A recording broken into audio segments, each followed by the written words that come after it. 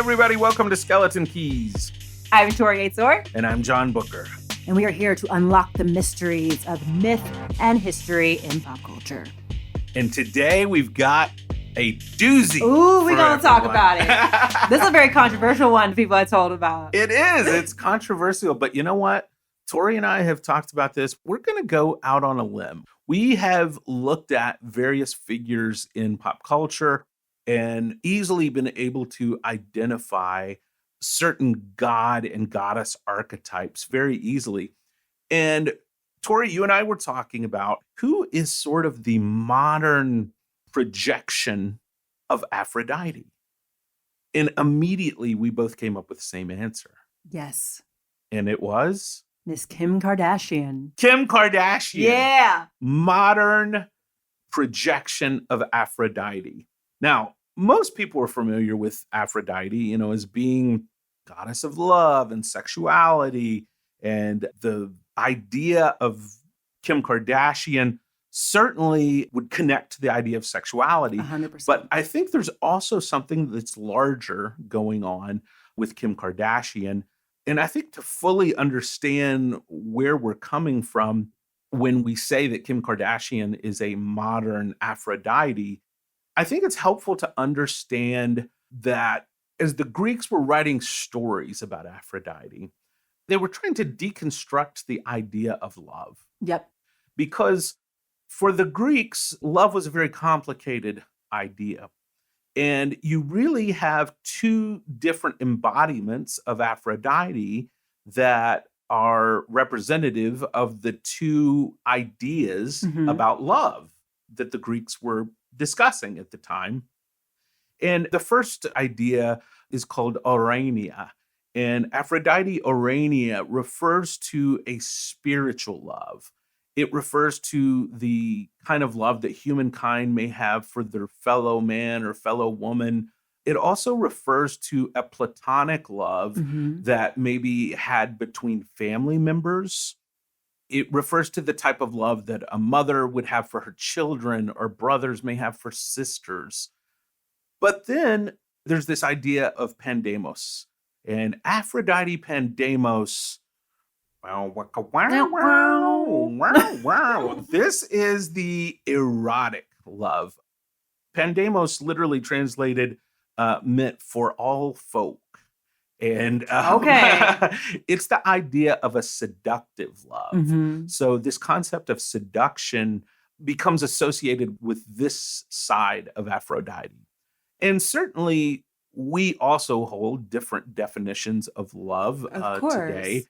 But I think we kind of take for granted that we have love figured out in a way that the Greeks were trying to figure it out. They were trying to split it up. Yes. Yeah, I think we all think, like, I understand this. Love cannot be contained. Right. And I think that's something that is hard for us to admit. Right. Let's be real. Right. Who hasn't been like, I just wish I didn't like this person. Right. Or I didn't fall in love.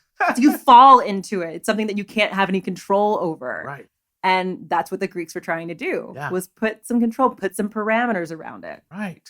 And the Greeks also understood that, quote unquote, different types of love could get you into trouble. Yes. And some rightfully so. We hear all sorts of incestuous stories in Greek mythology, that love between people that should not be sharing love. Yes. And then we also hear narratives where someone falls in love with someone who is not available to be loved. Lots of that. Lots of that. I feel like that when we bring mythological ideas from the ancients into our modern context, we often think of mythology in these very prim and proper ways, right? Yes, we don't want to get messy with it. We don't want to get messy, but honestly, mythology was messy. They were messy as hell. They were messy as hell. You read up like Greek mythology? Right? Messy. Messy. And so I can't think of a better embodiment of the Pandemos presentation of Aphrodite than Kim Kardashian, because Kim Kardashian is a messy pop culture figure. 100%. She's messy. And you are someone who always knows the history behind these things. Can you give us a little insight into Kim. Kim K. Kim K. How did she come on the scene? Where does Kim K come from? She came on the scene. Oh, that sounded bad. No, that's not what I meant. Oh gosh. No. Well, let's start there then. So Kim Kardashian is the daughter of Robert Kardashian and Kris Jenner, who Robert Kardashian was a very influential lawyer. It was one of OJ's lawyers. One of OJ's lawyers. But Kim started to get some notoriety because she was in a sex tape with Ray J, who I irrationally have a dislike for. I don't know why. Don't ask me. I just irrationally don't like that human being.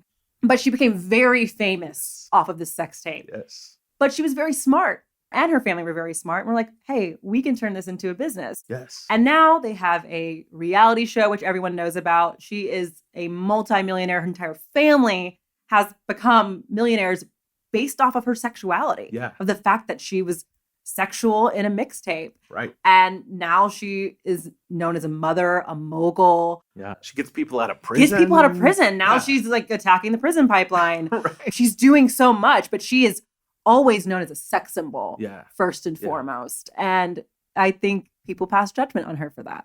She's always going to have that associated with her. Well, and I think there's a couple of different ways a couple of different lenses we can apply here. Mm-hmm. One is, one of the big complaints you hear about Kim Kardashian is that she's famous for being famous. Yeah. That she obviously had the sex tape that put her on the national conversation, but there's just a number of people that say she's famous for being famous. She doesn't really have any talent. I think that is very dismissive, however. 100%. Because actually, when you look at figures like Aphrodite and you look at different Greek gods and goddesses, many of them are also famous for being famous. Yeah. There's stories about their sexuality that are told amongst the village people. There are less than savory ideas about these individuals. But while we sort of think about Aphrodite as being the focus of this Botticelli painting, at the time, she would have been seen as a very Kim Kardashian-like figure in culture. So while we put a very highbrow lens on figures like Aphrodite, I personally think there's not a better comparison than someone who the primary thing they're known for is their sexuality. And I think that's partially, and let me know if you disagree with this. I think there's a sense of misogyny with it. Yes. Because especially in terms of that blatant sexuality, that is powerful. Yes. Sexuality has brought kingdoms down. Yes. Let's be honest. Yes. And so for someone like Aphrodite or Kim Kardashian to wield that unashamedly, I think there is a sense we got to take her down a peg. Right. How dare she wield this power that we can't contain? Like we were talking about, that can't be contained. Right. And so I think people want to take her down because it is like, oh, she's famous for being famous, but she's also the sex symbol that a lot of people cannot possess that power. Right, right. Well, and this is, I think, where it becomes really interesting to ask ourselves, what does Kim Kardashian hold for us as a culture? What is that we need her to sort of hold our lust and our shame and our judgment? Like we often, I tell you what I think of. I think of the mythological idea of scapegoating. Oh, so there was this mythological idea of a figure called the pharmakos, and it's where we get our modern idea or the modern word pharmacy from. But it's this idea of a culture or a society's medicine. And the pharmakos was literally someone that the village would take outside the village and sacrifice to the gods. And the pharmakos would lay down their life for the good of the rest of the village. And we see this not only in Greek society, we see this in Aztec society, in Incan society. We see this all over the world where cultures need someone to sort of hold the sins of the culture and for us to be able to throw our shame onto. And there's so much shame around sexuality, especially in American culture, that someone ends up being the cultural container for this. And it's not just sexuality, but it's specifically women's sexuality. Exactly. I think it's always been something to fear. Yes. Because it's something that can't be understood. And it's innate. Yes. And I think, especially you were saying in American society, we've been taught to suppress that. Right. Right. And when you have someone who not only suppresses it, but uses it to elevate herself and everyone around her, that's terrifying. Yes. To a culture that is not used to that. Yeah. That is used to be small, be proper, be prim. Yes. And that's not Kim Kardashian. No. And that's no. never going to be Kim Kardashian. Right. And so we can put all of our judgment on her. I think Yeah. a lot of it too is even her sexuality, but also materialism. Yes. And yes. beauty. Yes. She is kind of set. You can go to any city. A lot of women look like Kim Kardashian. Right. It is a very distinct aesthetic. Yes. And so I think we can look at her like, you did this. You're the reason why these girls are like this, or you're the reason why these women are sexual. And she just takes it. Yeah. And she's very much her own woman. Yeah. She doesn't make apologies for her past. She doesn't make apologies for her sexuality. She uses it. Yeah. And it's just really interesting to see our culture make this mega star, is what she is, Yeah. the scapegoat for all these things that we don't want to examine Right. ourselves. Yes.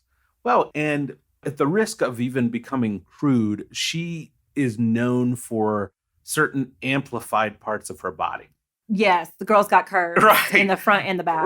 Right. And so I think what's interesting about that is those particular curves are associated with the creative process that women have in their bodies of giving birth. Fertility. Right? Fertility. When we look at, right now, we're you and I are sitting in my office and I'm looking at a fertility goddess that is up on the shelf right now. And I look at how much her body, this fertility goddess, actually resembles Kim Kardashian's body. Yeah. And it is accentuated the parts of her body that are associated with the mystery of creation are the parts that we tend to call the most attention to and shame her for at the same time. 100%. Yeah. She's celebrated for it, but it's like, oh, how dare she show that off? Right.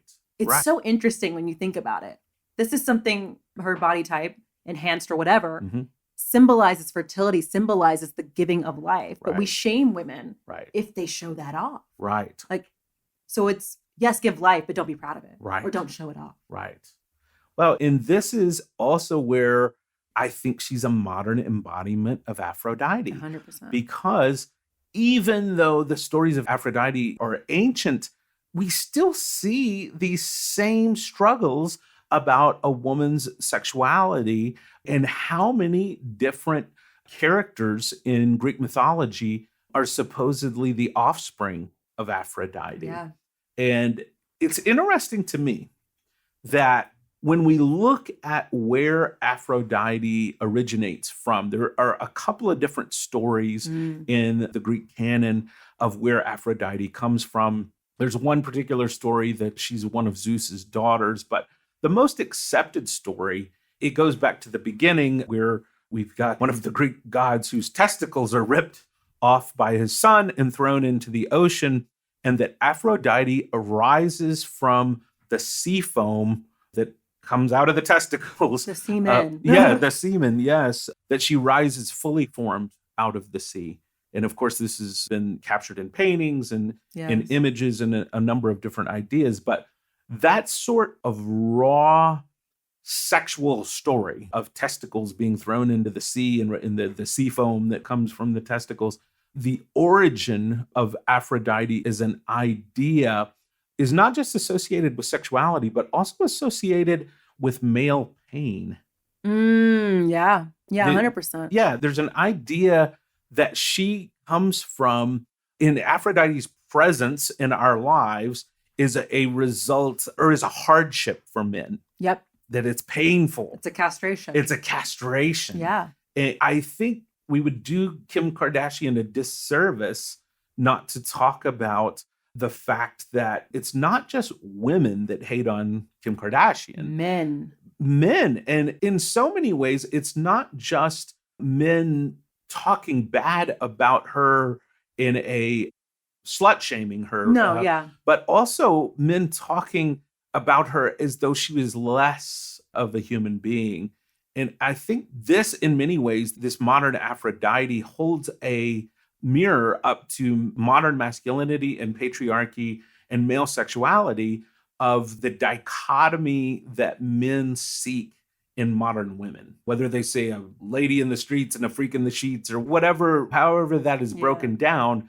men often in our modern world say, I want a woman who's this in one area of my life, but also this in another area of my life.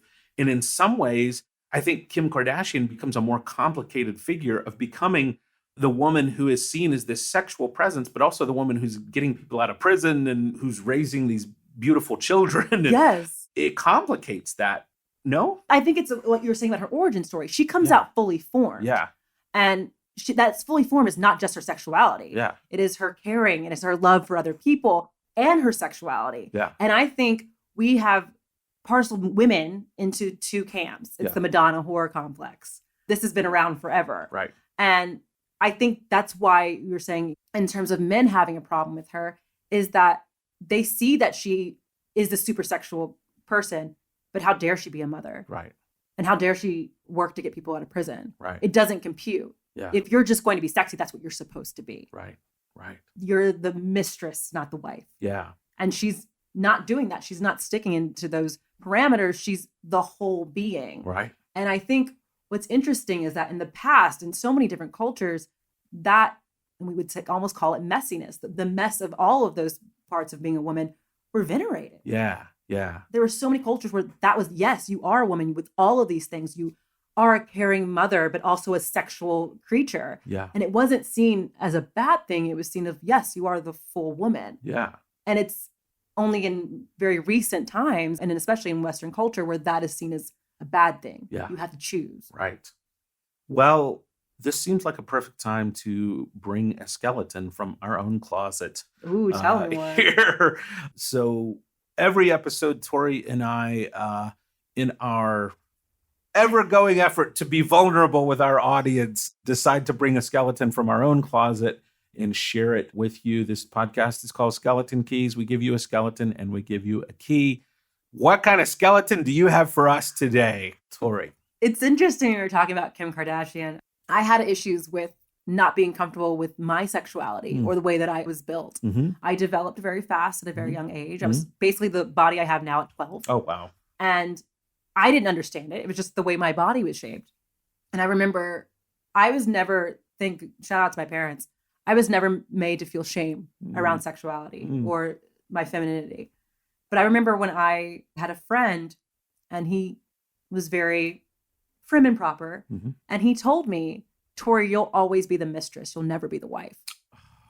And he told me that maybe like last year or so of high school. Oh. And mind you, I was very prim and proper. Yeah. I don't think I got kissed until I was 18. Oh. And I remember I spent years, like college, was hiding my body and trying to hide the way I looked. I dressed like a boy. I didn't want people to notice. I was very standoffish because I heard that. I heard that I was going to be the mistress. I wasn't going to be the wife. And it was only when I got out of college and became an adult and started examining even this world and getting back to the women I loved from a childhood who I realized they possess their sexuality. Yeah. They possess their caring and their intelligence and their wisdom. And it was all in one woman. And that I started to release this need to choose one or the other. Yeah. And realize I can be this full woman. So especially when people come at Kim Kardashian for that, I feel for her. Yeah. Because I remember when I heard that, it hurt me. Oh. And now I'm like, whatever. Yeah. But at the time, it hurt me because that's what we've been trained to do. You were trained to be the good wife or the good girl. Yeah. And sexuality or understanding the power that your femininity has is seen as bad. And now I've worked through that. But that was that literally was my entire college career. I was dressed in like baggy shirts. I didn't want people to see me because I was feeding into that's what you have to do. Torri, thank you for sharing such a powerful story. Aww. That is, wow. I'm deeply moved by because the power of words that we have that some of us use so flippantly towards each other. This is just a huge reminder to me that we can so easily affect people for years by some comment that is made. And I am so sorry that was said to you, and what a terrible thing to say to someone. And I'm so glad and thankful that you have become someone who has embraced your sexuality and your personhood in a Yeah. way that is holistic, which is wonderful because we're all the better for it. So thank you. I try. Well, I too have a Kim Kardashian related skeleton to share. Mine is a little less serious. Ooh. Well, Torri, I'm someone who has a PhD, and not a lot of PhDs will admit this, but I love reality television. It's so good. It's my skeleton in the closet, but I love reality television. Everything from the Real Housewives on through the classic reality TV shows. A lot of people don't know. This is just a bonus skeleton I'll throw in there. The very first show I worked on when I came to Hollywood was a show called Flavor of Love. Classic. It's basically The Bachelor with Flavor Flav. Come on. Yeah. And I ended up working on I Love New York and a lot of the spinoff shows. But I love reality television. And sometimes I'm embarrassed at how much I like it. But I must say, I love seeing the drama of the human condition play out in real life, you know? And believe me, I've worked in reality television. I know it's not always real life. I know some things are scripted, and I know. Got it. I know.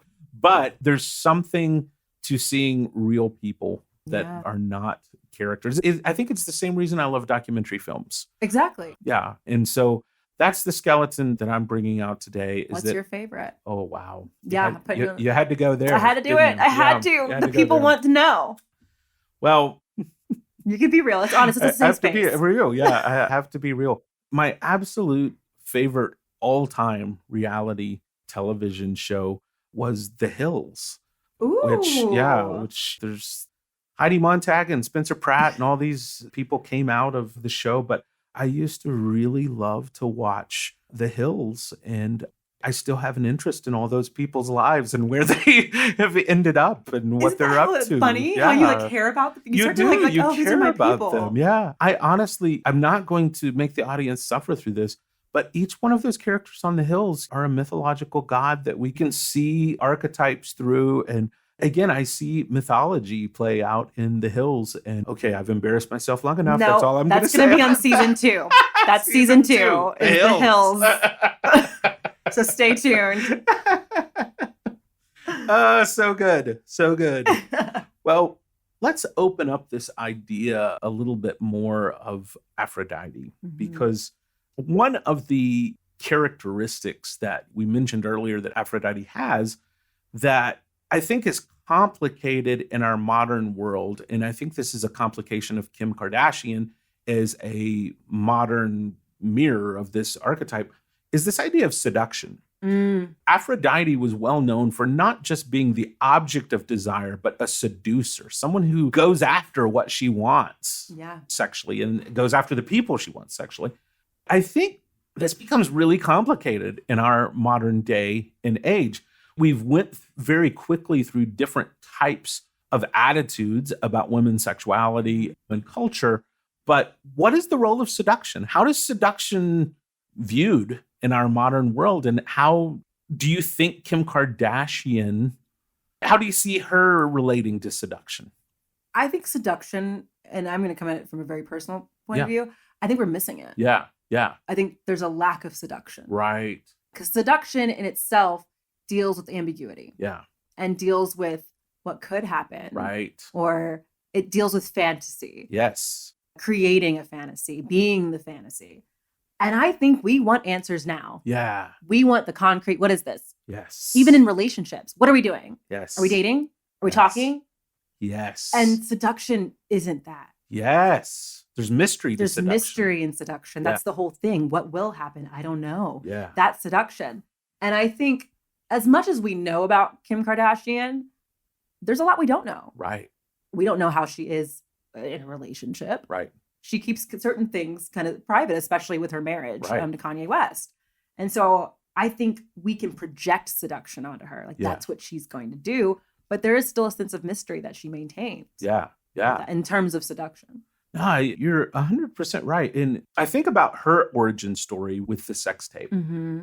And maybe that almost is like the end of the era of any seduction in culture in some ways, because it used to be sex tapes were like a thing of shame, for a Yeah. long time. It was like, oh, we got to do whatever we can to make sure this doesn't come out. And I think maybe Paris Hilton was the first person that was like, actually, I'm going to promote this. Yeah. And so we saw an embrace of sexuality by Paris Hilton, Kim Mhm. Kardashian, that maybe is a form of seduction, of saying, I'm actually going to show you myself nude. Yeah. You can't have me, but you can see what I look like. Exactly. And I think that moved us into a different place with seduction. That's a really interesting. I never thought about it that way. Yeah.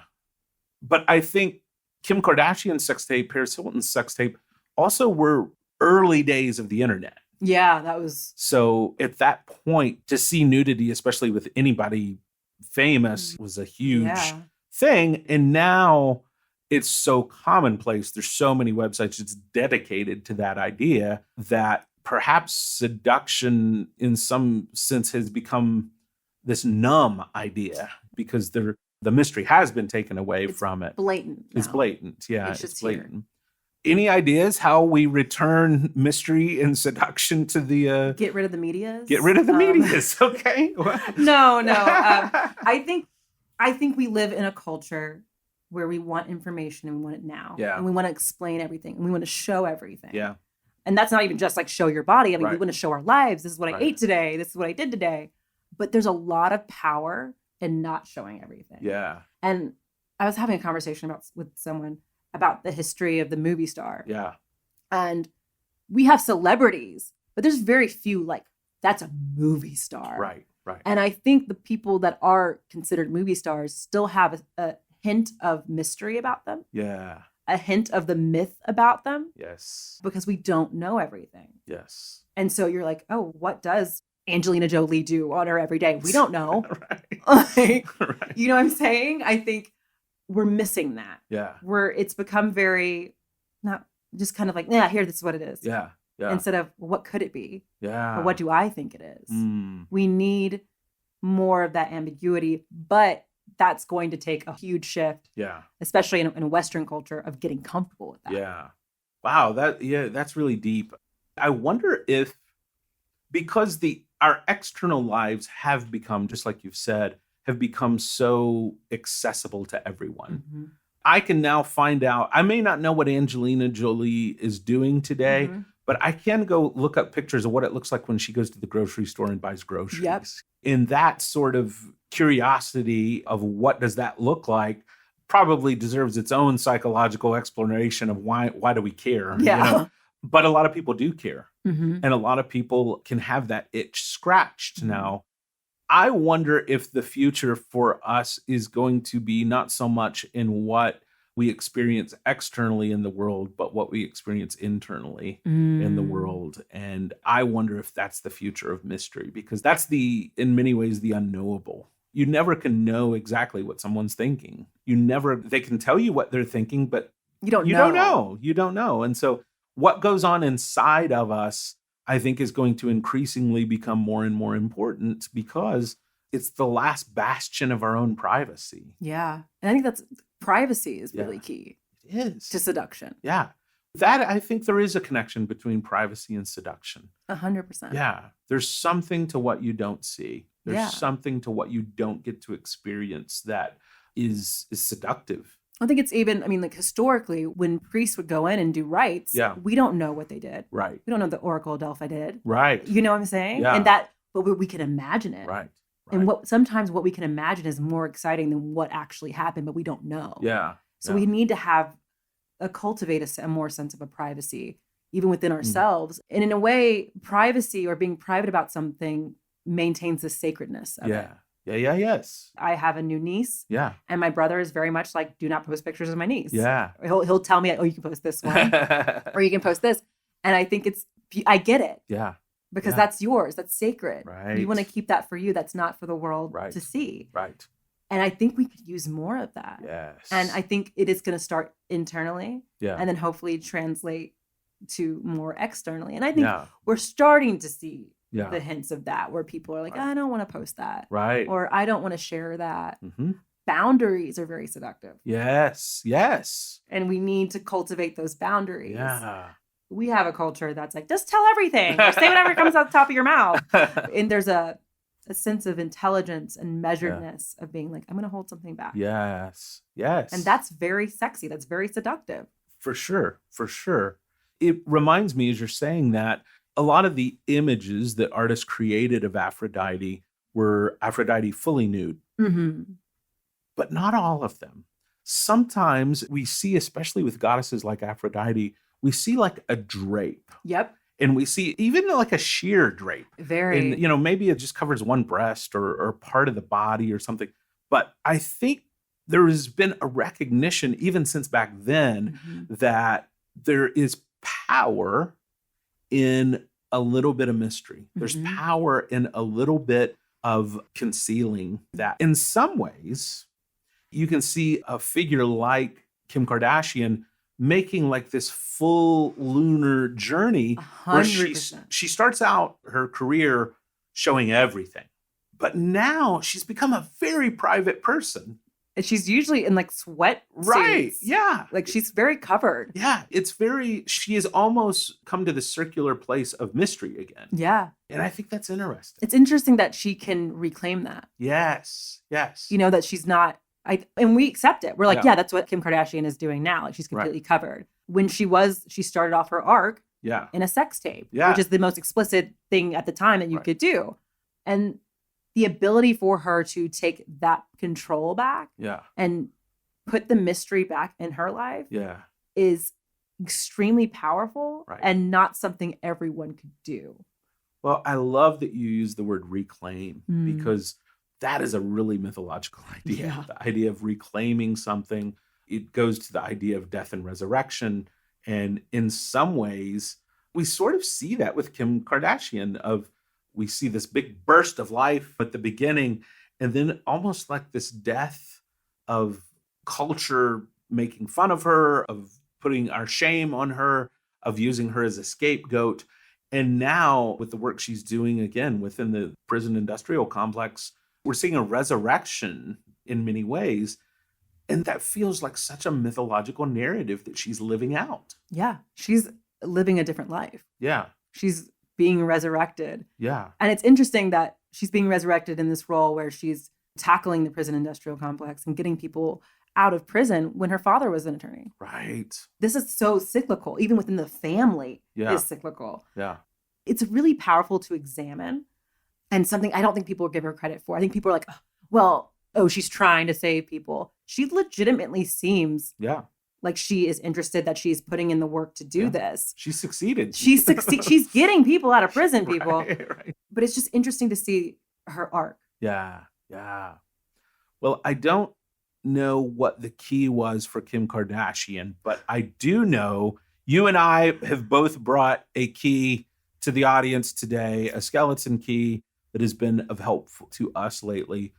For me, it's a book. It's often a book that has been helpful to me. And in thinking about Aphrodite and thinking about goddesses in general, I've been thinking a lot and rereading a book that I feel like is the mythological text when it comes to the idea of goddesses, and especially exploring from a psychological perspective our need for goddesses and who goddesses are to us as a culture. And it's a book called Goddess. The book is by Dr. Christine Downing, and the subtitle is Mythological Images of the Feminine. Christine Downing was actually someone I was fortunate enough to take classes with as part of my doctorate in mythology. And she, I think, is the top living mythological scholar on goddesses. And she's incredible. So what I really like about this book, and the reason it's been a key for me to help understand the idea of goddesses in culture, is that she looks specifically at specific goddesses and sort of what we can take from them. So everyone from Persephone to Ariadne to Hera to Gaia, there's just a lot that we can understand about ourselves by understanding the goddesses. So my skeleton key for this episode is The Goddess by Dr. Christine Downing. You guys need to read that. Well, my skeleton key is also a book, but it's more of dealing on the Kim Kardashian side. Tell me about that. everything. I actually reread for this The Art of Seduction by Robert Greene, Ooh. because I was like, well, let's talk about it. I mean, that's what you think of. Yeah. And it's interesting examining it now, especially from an archetypal place. Yeah. Because even in the book, he lists out these are the type of seducers. Yeah. And the siren is Aphrodite. Yeah. The natural is Artemis. Yeah. Like they're very much the same thing. But examining in The Art of Seduction, he actually has actionable steps to seduction. I don't necessarily agree with that because I don't think something that is built on ambiguity and mystery can be done in a step-by-step process. I think it takes a little bit of the fun out of it. But it was interesting to reread the types that he talked about. Yeah. Because Kim Kardashian is most definitely a siren. Wow. Because it's the sense of beauty and sexuality and love, but also danger. Yeah. I don't know what I could get if I was with her. Yeah. I don't know what will happen to me. Yeah. I might lose myself. Yeah. And I think she definitely represents that. So it was interesting to go back and read it from the point of view of who she is. Yeah. So, Art of Seduction by Robert Greene. Love that. Yes. I love that. I always look forward to see what skeleton key you're going to bring to us. And you did not disappoint. That is a really interesting resource that I think is a great one to bring to the table. Well, let's wrap this conversation up with some final thoughts about Kim Kardashian as our modern Aphrodite. I think one thing that we have not talked about that I think is really interesting is that the idea and the archetype of Aphrodite actually doesn't originate with the Greeks. It actually originates with the Sumerians and the Babylonians, and this archetype of Inanna that we talk about from time to time on this podcast really is the original, as far as we know, the original goddess of love and sexuality. She's the OG. She's the OG. And so when we think of Aphrodite as this Greek goddess, I think we often picture this idea that comes to us from art that's this very colonized, blonde. blue-eyed woman. And that's not Kim Kardashian. No. If anything, Kim Kardashian looks more like what the mythological embodiment of Inanna would look like. Exactly. I mean, because Inanna was coming from Sumer, which is southern Iraq. Right. And Kim Kardashian's Armenian. She definitely looked more like her than Aphrodite. Yes. So it's almost like a reclaiming of the original. I kind of love that. Yes. I kind of love that there's earliest ideas about our embodiment of that type of love in sexuality that we're returning to. Because obviously throughout history, different images have been representative of what culture finds beautiful at different times. But I think that blonde image of the Aphrodite figure we see in a lot of the artwork, it had a long run. It did, it did great work. It was around for a long time. But now, I think it's the demographics have changed. Right. We're more racially mixed. Right. And when you mix the races, you're not going to get blonde and blue eye. Right. Right.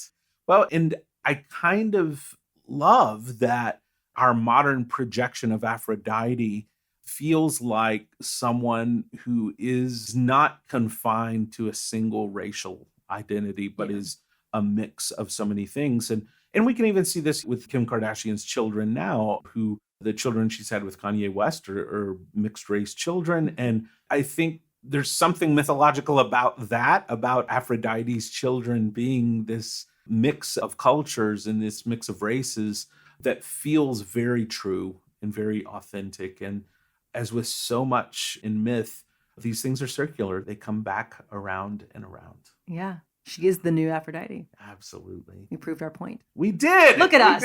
We did. Well, if people are looking to connect with us and have more conversations with us about this topic, we'd love to hear from you. Where can people find us, Torri? Well, you can always shoot us an email at skeletonkeys@gmail.com. And you should also follow us on the socials at Skeleton Keys Pod on Twitter and Instagram on the medias. And you can also follow us personally. You can follow me on Twitter and Instagram at Torri Yatesor. That's TorriYatesor. And I'm on Twitter at John, JohnKBucher, and on Instagram at Telling a Better Story. We'll see you next time on Skeleton Keys.